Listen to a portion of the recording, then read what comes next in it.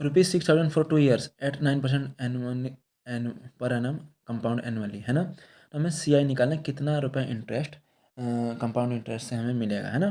तो बेटा प्रिंसिपल में 6,000 दे रखा है और दिया क्या है हमें साथ में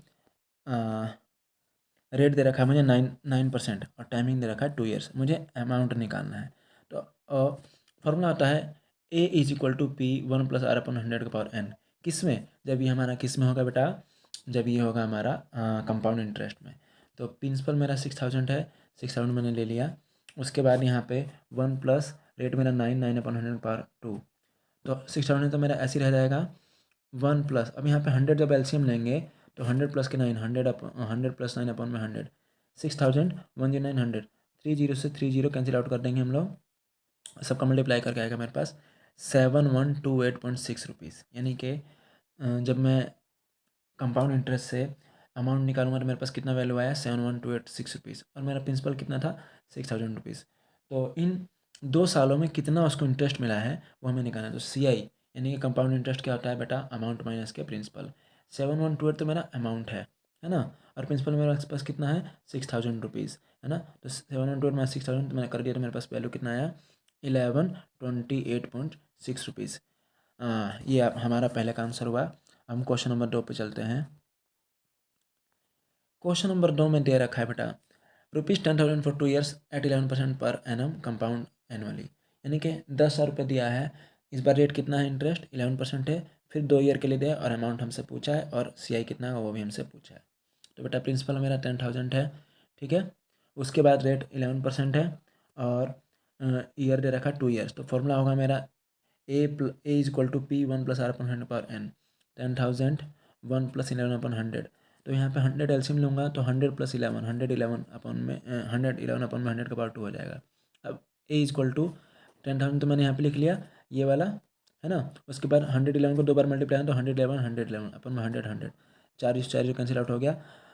यहाँ पे बचेगा 111 111, सॉल्व करके आ जाएगा 12321। अब मुझे CI निकालना है। CI का फॉर्मूला क्या है, अमाउंट माइनस के प्रिंसिपल।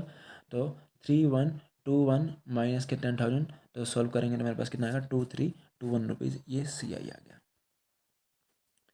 क्वेश्चन नंबर 3 है मेरे पास 31,250 रुपीज़ है, यानी कि 31,250 रुपीज़ है 3 ईयर्स के लिए 8% पर एनम पे, वही कंपाउंड एनुअली है।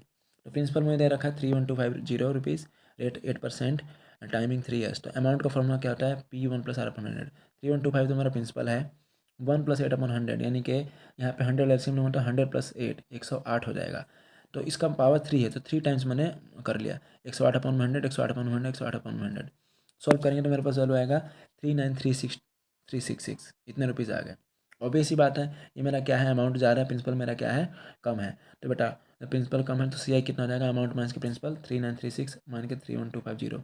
सॉल्व करेंगे तो 8116 रुपीज़ आ जाएगा क्वेश्चन नंबर 3 का आंसर।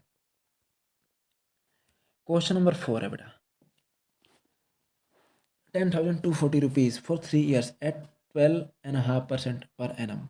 तो यहाँ पे मुझे प्रिंसिपल दे रखा है 10,240 रुपीज़, रेट दे रखा है 12 2 24 और 25 में 2% हो गया और टाइम दे रखा है 3 ईयर्स। अमाउंट क्या होता है बेटा, प्रिंसिपल 1+R/100 तो 10,240 रुपीज़, तो ये तो प्रिंसिपल हो गया 1 प्लस। अब मेरे पास रेट कितना रखा है 25/100, R/100 होता है ना, 1+R/100 होता है, 1+R/100, तो R मेरे पास 25 है और 100 हो गया। लेकिन ये कितना 2, तो 2 को भी मैंने यहाँ पे ले लिया। अब यहाँ पे हो जाएगा नीचे 200। जब 200 करेंगे हमारा तो ये सारा का सारा वैल्यू आ जाएगा मेरे पास 225/200, 225/200, क्योंकि पावर कितना है 3 है। सॉल्व कर लेंगे तो मेरे पास वैल्यू कितना आ जाएगा 1414580। अब इसका CI कितना हो जाएगा बेटा, A माइनस के P, अमाउंट माइनस के प्रिंसिपल। अमाउंट तो मेरे पास है 14580 और प्रिंसिपल कितना है 10240। सॉल्व करें 4340 आंसर आएगा। समझ में आ गया आपको। क्वेश्चन नंबर 5 है, क्वेश्चन नंबर 5 है, कोई प्रिंसिपल दे रखा है मुझे, है ना,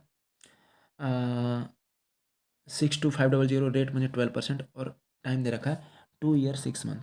तो बेटा जब भी मुझे टाइमिंग मुझे ईयर में चाहिए, मंथ का तो मैंने कोई बात नहीं हुआ था। सबसे पहले हम इसको किस में कन्वर्ट करेंगे, ईयर में। 2 ईयर्स को मैंने ऐसे रहने दिया 6 मंथ, एक ईयर में होते हैं 12 मंथ, तो 6/12 करिए तो 2 ईयर + ½ ईयर, यानी कि 2 साल और आधा साल, यानी कि 2.5 साल का बात कर रहा है। तो ए का फॉर्मूला होगा P 1 + R/100 पावर n। अब बेटा यहाँ पे 2 ईयर्स के लिए तो हम लोग अलग लगाएंगे फॉर्मूला 62500 1 + 12/100 का पावर 2, और ये मेरा हाफ ईयर्स के लिए है 62500 1 + 12/100। तो मेरा रेट था ना 12%, इसका हाफ कर देंगे तो 6% हो जाएगा।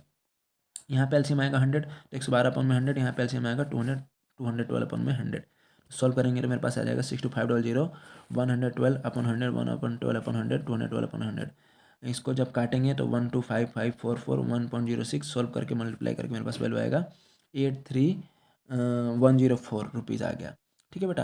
अब इसका जब मैं CI निकालना है, CI फिर वही होगा अमाउंट माइनस के प्रिंसिपल। अमाउंट मेरे पास है 83,104 रुपीज़, और प्रिंसिपल कितना था 62500। मेरे पास वैल्यू आ जाएगा 206। हाँ हाँ, सॉल्व कर लेंगे जितना आ जाएगा आंसर, इतना ही आना चाहिए 406। ठीक है, इतना रुपीज़ आएगा, है ना।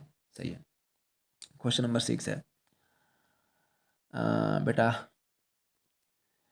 प्रिंसिपल दे रखा है मुझे 9000, रेट दे रखा है 10%, और टाइमिंग दे रखा है 2 ईयर 4 मंथ। अब फिर मुझे मंथ को किस में कन्वर्ट करना पड़ेगा मेरे भाई, ईयर में कन्वर्ट करना पड़ेगा। तो मैं 4/12 कर लूँगा ताकि मेरा ये किस में बन जाए, ईयर में।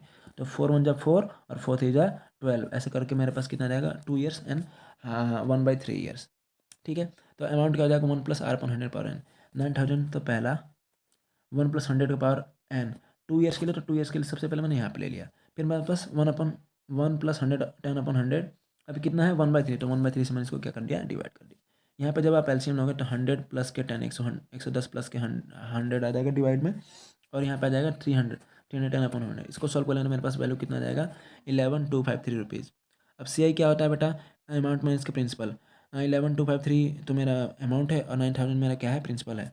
तो सब्ट्रैक्ट करने में मेरे पास वैल्यू कितना आ जाएगा 2253 rupees. Question number 7, amount principal दे रखा है 8000 रुपीज़, ईयर दे रखा है 2 ईयर्स, और रेट दे रखा है एक का 9% और दूसरे का 10%, यानी कि 2 साल के लिए दिया हुआ है। पहला वाला जो रेट है वो 9% के हिसाब से दिया है फर्स्ट ईयर के लिए, दूसरे वाले के लिए 10% के हिसाब से मुझे रेट दिया गया है। ठीक है बेटा। तो अमाउंट क्या होता है, principal 1 + R/100 power n1। n1 मतलब एक साल के लिए, 1 + R/100 n2 मतलब अगले साल के लिए। तो प्रिंसिपल मेरे पास 8000 है, 1 प्लस पहले साल के लिए रेट कितना है 9/100, तो 9/100, दूसरे के लिए रेट कितना है 10/100 10/100, 8000। अब यहाँ पे एलसीएम लेंगे तो 109/100 आएगा, इधर इधर आ जाएगा मेरे पास 110/100। सॉल्व कर लेंगे तो 9592 रुपीज़ मेरा आ जाएगा टोटल 2 ईयर के लिए। क्या मेरा अमाउंट हो जाएगा, इसमें CI नहीं पूछा, सिर्फ अमाउंट पूछा, तो मैंने अमाउंट निकाल दिया। क्वेश्चन नंबर 8, एक प्रिंसिपल दे रखा है 1,25,000, रेट दे रखा है 8% और 3 ईयर्स का टाइम दे रखा है। तो हमसे पूछा 3 ईयर के बाद इसका अमाउंट कितना हो जाएगा कंपाउंड इंटरेस्ट के हिसाब से। तो अमाउंट का फॉर्मूला क्या होता है P 1 + R/100, 1,25,000 1 + 8/100 का पावर 3। अब यहाँ पे जब एलसीएम लोगे आप लोग किसका 100 का, तो यहाँ पे 108 हो जाएगा अपॉन में 100 हो जाएगा। तो इसको मैं 3 बार लिख दूँ, 108 108 108 100 100 100। सॉल्व कर लेंगे तो मेरे पास वैल्यू कितना आ जाएगा 1,57,464 रुपीज़। ये क्या हो गया मेरा 8 का आंसर। क्वेश्चन नंबर 9 है, एक प्रिंसिपल दे रखा है 11,000 और रेट दे रखा है मुझे 10% और टाइमिंग दे रखा है 3 ईयर्स। तो अमाउंट क्या होता है बेटा, प्रिंसिपल 1 + R/100 का पावर n। ठीक है। तो 11,000 1 + 10/100 पावर 3, 11,000 110/100। अब इसको मैंने क्या कर लिया 3 बार मल्टीप्लाई कर लिया, 110 110 110 100 100 100। तो देखो 1 2 3 4 5 6, ऊपर भी 6 0 कट गया, 11 11 11 बन जाए तो 14461 आ जाएगा मेरा आंसर। क्वेश्चन नंबर 10 और इम्पोर्टेंट क्वेश्चन है बेटा ये। इसमें क्या है, प्रिंसिपल दे रखा है 18,000 रुपीज़ और टाइम दे रखा है 2 ईयर्स। पहले के लिए रेट है 12%, दूसरे के लिए रेट कितना है 25/2%, है ना, यानी पहले के लिए 12%, दूसरे के लिए 12.5%। तो अमाउंट का फॉर्मूला कितना होता है, प्रिंसिपल 1 + R1/100 का पावर 1। मैंने 1 ले लिया क्योंकि एक साल का बात हो रहा है, R2 का पावर 1 यहाँ पे भी एक साल का बात हो रहा है। तो पहले के लिए रेट कितना है मेरे पास 12%, 12/100। दूसरे के लिए रेट कितना है 25/2, 25/2 इंटू 100। अब यहाँ पे 100 एलसीएम है तो 100 12/100 225/200। सॉल्व कर लें तो मेरे पास वैल्यू कितना आ जाएगा 22680। ये हो गया मेरा आंसर। अब मेरे पास एक फॉर्मूला है a² - b² का। a² - b² का फॉर्मूला होता है मेरे भाई वहाँ a + b और a - b, यानी कि कोई भी आपका दो वैल्यू दे रखा है, चाहे 4 का स्क्वायर - 3 का स्क्वायर, तो एक बार आप उसको ऐड कर दो, एक बार उसको क्या कर दो आप सब्ट्रैक्ट करो। जैसे मैंने एक एग्जांपल लिया है 7 का स्क्वायर माइनस किसका स्क्वायर 5 का स्क्वायर। ठीक है।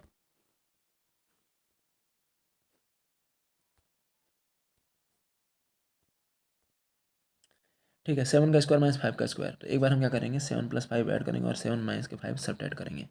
7 + 5 करोगे तो आपका आएगा 12 और 7 + 5 2, दोनों मल्टीप्लाई तो 24 आ गया आंसर।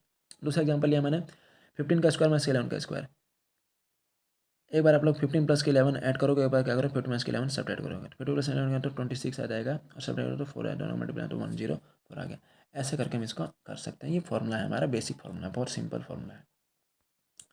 अब क्वेश्चन नंबर 25 है।